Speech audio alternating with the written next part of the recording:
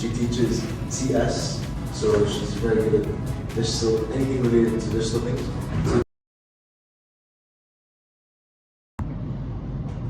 Hello everyone, my name is Krish and my name is Adam. And I'm Rajani. And welcome to Ships and Chats. Today our topic is cyber safety, and we have a specialist over here. She's a teacher in our school. She teaches CS, so she's very good at digital, anything related to digital things.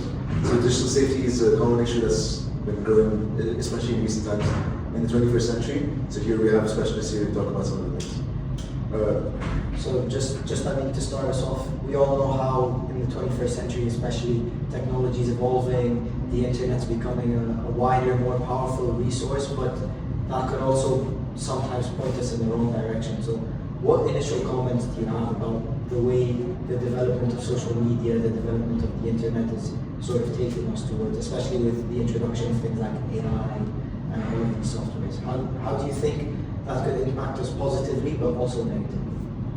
Okay, so let me just little bit rewind to what we were as kids. Yeah. We didn't have access to technology as much as what you people do now.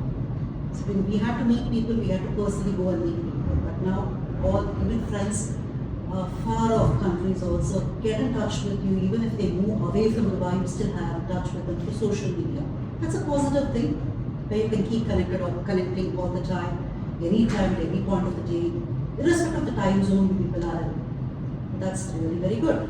But the negative impact, if we just talk about what you put on social media, what you see on social media, what images that you put, it's going to stay there permanently. Especially for you people, when you are actually graduating and you're moving to universities, nowadays if you just see in the social media link of yours are asked in your profiles, you'll have to give them your profile of your LinkedIn, Snapchat, Facebook, in case you people still use Facebook. I don't think people do, but still. So all these things also are in account because you just want to see your life not only in real life but also how you are on media. So that might affect you in a negative way if you're not using it sensibly.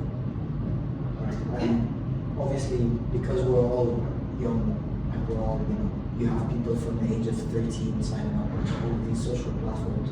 I feel like a lot of the younger generations are now more prone to internet scams or like data leaks. And how do you think, what precautions should a student take to keep their personal information safe online? Priorities are a strong password. The password should not be something that easily people can judge and people can easily find out. So having a strong password is something, and keep changing the password. Never give your password to anybody just because they're asking. Please do not give it to others. Okay, it's not fun giving your password to others. Let your parents know somewhere, at some point, in case even if somebody is going to post something knowing your password, they would be there to protect you all the time. Keep your teachers involved in case the issues are getting a little bit out of hand. We have counselors who can actually help you. So having a strong password. In case many of the apps also have two-factor authentication. What's a two-factor authentication? When it asks you to create a password, and then after you log in using the password, it gives you An OTP, either your facial ID is taken or OTP is sent across somewhere, the email OTP. So that will actually keep you more protected because even if your password is forgotten by somebody, they will not be able to log in because they will not have the verification. Please be mindful of whatever you share online. Think twice before you put anything online. So these are the ways you can be protected. Adding to that, how do you think students, because I mean, like I said, because they're younger, they could be a lot more gullible. So sometimes you'll get like texts on your phone that'll be like, oh, we're from this Ministry of Bank or Ministry of Finance. Or, like you get some sort of emails that to someone who is not as aware, to someone who is not as old as we are, they would fall for it. What tips would you give to younger students and just kids in general to avoid falling into certain phishing or scams? Scams, yeah, correct. You're very right. The scamming has been on an increase for quite some time now. The reason is we trust anybody and everybody. Unless until you see somebody, unless until you know them personally, please do not accept any emails from anybody. not downward anything specifically, because that might have some virus which will even log, which trace all the keys that you're typing. So avoid all those things. If you do not know the person, please do not even attempt to open the email. And I'm sure people knowing you would not send an email at any point of time being the age of 13, 14. Unless an adult, it is much required from school teachers. What do you think are like the major risks that teenagers face with the vast advances of technology? Teenagers, yeah, cyberbullying is something that, yes, that's quite common nowadays. Again, posting something not sensible, not thinking twice before you post. These are the bad effects that usually students face at this point of time. Cyberbullying, again, is something that is quite, it is growing, which we need to have a check on. But being aware of what is right, what is wrong. In case if you face something like that, whom to contact, when to contact is something that should be educated. You know, something interesting is like nowadays we see that ChatGPT is so advanced and it's smarter than any person in the world, right? It has so much information, practically everything that's available on the internet. It has access to all of that information. And if you ask it anything based on anything, it can give you that information. Even if it doesn't tell you directly, it knows the information. Okay. So for example, things on LinkedIn, etc. So anything that you post online is also accessible by AI, but even though it doesn't tell you, it still is aware of the information. It says I'm not allowed to tell you, but then it still is aware of the information. Correct. So what do you think are like the risks of AI is developing so much in the world nowadays? AI again is something that could be used for your benefit. Any tool that's developed could be used for your benefit. You can also do it otherwise. So if you're going to use anything at the proper sense and for your benefit, it is good for you. So no tool can just come in and just take away. I don't think any tool is developed in such a way that it's not giving anything positive. ChatGPT, again, it's a very huge resource which can give you answers to anything, but I fail to agree with your point that they think better than humans, because super AI is still what you say, it is not in reality. A super AI is an AI that can actually outsmart human beings. ChatGPT is programmed to do something it's doing, so it's still called as a weak AI. So in that way, what happens is ChatGPT goes there, it's just taking the database of Google to give you the answers. Okay? So whatever you're putting online, again, is going to be taken by ChatGPT and given it to you. So whatever is available online, that's the only thing ChatGPT can effectively search and do it. Okay?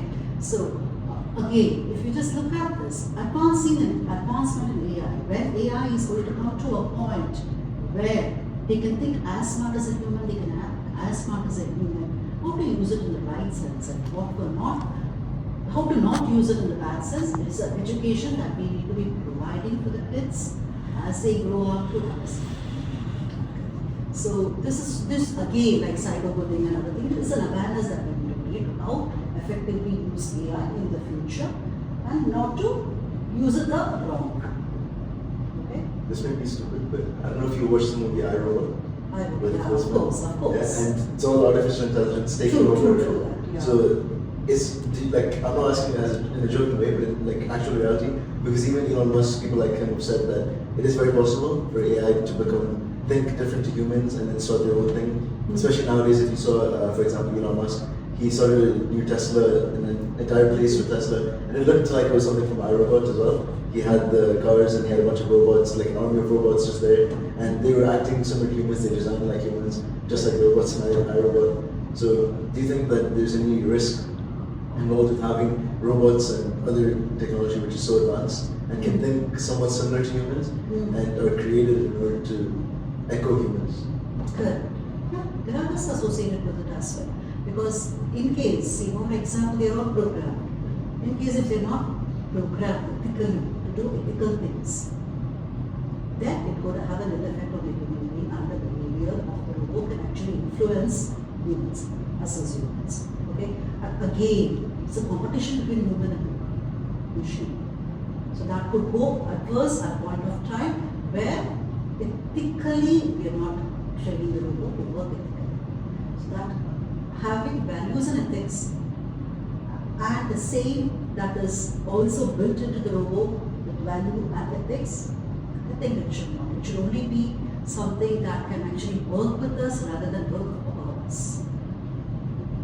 I mean, you as a teacher in like the field of computers and computer science, you've obviously learned all the technicalities of what the device is and what it can do, but I'm sure you've also learned about sort of things that you can do to prevent certain events. So in this case, a breach of cyber safety.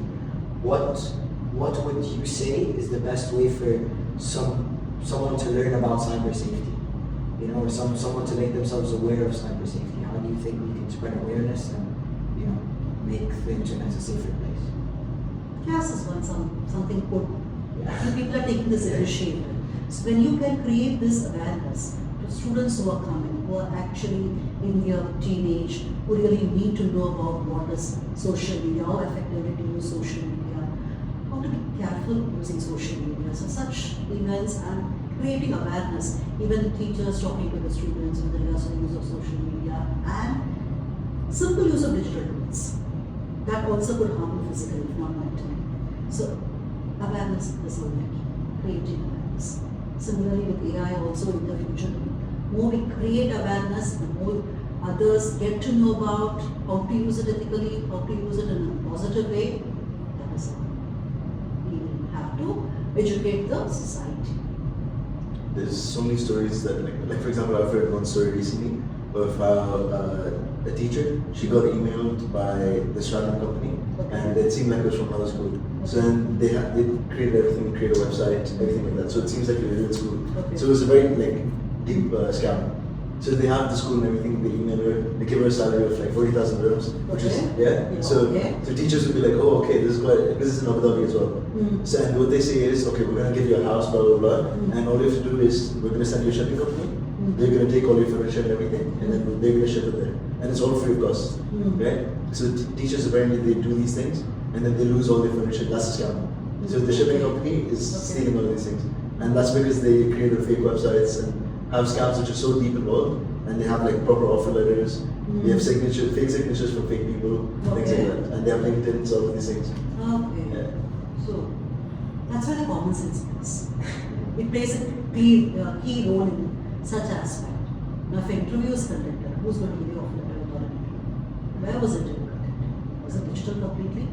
Accepted during the time of COVID, digital interviews were in place. But now, they will call you physically. Many of the companies, they just do call you physically to attend the interview. If you have not done that, who's going to give you an offer letter?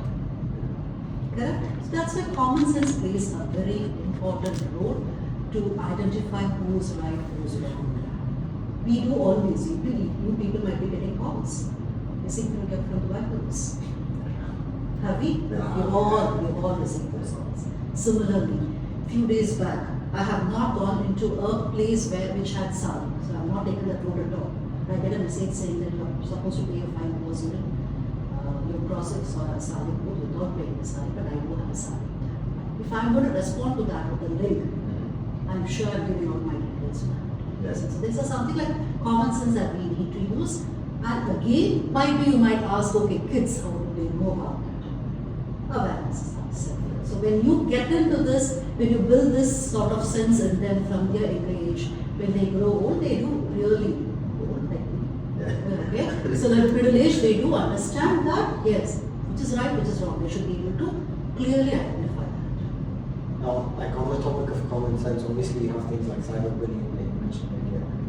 In this school especially, like we always hear the senior management teams going like, oh, you can't have phones because, you know, it's a risk of cyberbullying, and it's super strict on it.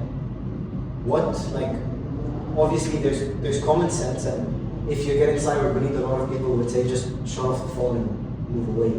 But what do you think is the best thing to actually do? Because some people would just close their laptop, close their phone, some people would just ignore it. But at the end of the day, whether we're using our phones in the school environment or out the school environment, cyberbullying is inevitable. What would you say is the best way for a student to sort of It might affect you mentally, I do understand that. It might not say, for example, even if you're trying to shut it down at school, at home, you're alone. That space is actually only for you, and that's why these things can pop up away and might affect you mentally. So your mental well-being is also at risk when you are actually putting all these things in place. Seek. Talk to your parents. If you don't find it confident to talk to your parents, definitely have a school counselor. Talk to people, come to teachers whom you feel. There are many teachers who you are closer with. I do understand everybody. Our environment is such that we do not have a huge gap between teacher and students, irrespective of being any teacher. We do actually encourage students to come and talk to anybody whom you trust. And actually you can get it sorted. So that might give you that positive impact that doesn't actually have to be kept within you and suppressed within you. So you have to just take it out. Not take it out in a sense that you go affect that person again, not bully the other person. That will go on and on. It's not a full stop there. Yeah. So that is what you should do. Learn to do what is right. And you always see, like, for example, when you're downloading apps, right? Every time you download an app, they'll ask you, oh, can I have permission for this? Can I have permission for this? Can I have permission for this? Yeah. And sometimes it's even like bad because like some apps which have no relation to what they're asking for, they'll ask you for contacts, blah blah blah. They don't need it, right? Yeah. So what are they going to do with that information? That's what's actually scary. Of You never course, know. of course. Yeah. Sale of data is one of the major industries. People, even your as basic as the setup mobile number has been sold to all those people who are calling you for credit cards and all those. Knowing your age, if it was number was registered in your name, knowing your age, they should not call you. But I think many of you have your parents as the holder of that particular number. But they still call me. They still call They you. call me about This is the this. sale of data. You have sold the data of the data. Correct? So even by times they call you with the name by your name, say Miss so and so, Miss Rajani, would you be interested to? I said, who gave you my name? Yeah. So the sale of data is something that is happening, which we cannot avoid. But what to entertain, what not to entertain, by now we should have known by that. Again, the policy, sadly, 3/4 of the world does not have a proper data privacy policy. So your data is actually, it is good. And many of us, we do not even look at the terms and conditions, we just put it. Yeah. No, but none of us reads it. Read the terms and conditions. We just put a tick, we just go ahead, because we just wanted to get that out, our account is ready, we just want to use that. That's what many of us tend to do, including. Okay? But if you just read those policies, might be somewhere you might not accept. But there's a catch to this. If you do not accept a few of the policies, you do not have a right to exclude only those policies and accept the rest. So in the end, if you want to use the account, you accept everything that they do. So that's something that, yes, throughout the world, it is a big risk. Certain countries in Europe, they do have GDPR, which actually protects data of the people who are actually giving the data online. So the company has to very clearly declare for who is able to use the data, what are the users, where they will store the data, how long they will store the data, and if they're going to share with a third party, whom are they going to share? So these is all laid out in the policy, so people have to sign those policies before the data is sadly 3/4. It's just a policy that is developing now. 3/4 of the countries in the world do not have such policies. So as of now, your data is not protected. You're on social media, you have a phone number, you have a smartphone, you are It's the time to delete our accounts, everything. The Outlooks, our Gmails, is it time to remove all of them? In fact, if that is what you're doing, you're cut off from the world. That is good. Yeah. But you can't be cut off from the world. As I said, Yeah, of course. awareness. You should know what is right, what is wrong. So, just because we are running out of time, what is, to wrap everything up, what is the most important thing that you would want to tell all students about internet safety, about cyberbullying, whatever the issue may be? Like a bullet point, Yeah. like for them to remember. Maybe like 3 or 4 bullet points. 3 or 4 things for students to just like, they have to know it like they're writing out. First is be smart. Be smart about what you post, what you see online, where you see it. See only things that you need to see online. Being smart is very important. Secondly, have a strong password. I've already shared it with you. Keep changing your password. Share the password with your parents in case you want to, but nobody else. And thirdly, believe no stranger is going to ask you for any, will be ready to do any favor to you. Unless until they want something from you. So be careful about any people or strangers do. Even through email, even through social media, or even if it be personally. these are something tips that everybody should know. Thank you very much. You're welcome. It was a great podcast and I'm sure it was very insightful for the younger Thank you so much. Thank you. Thanks for having me. Thank you for coming to Chips and Chats. Thank you for coming to Chips and Chats.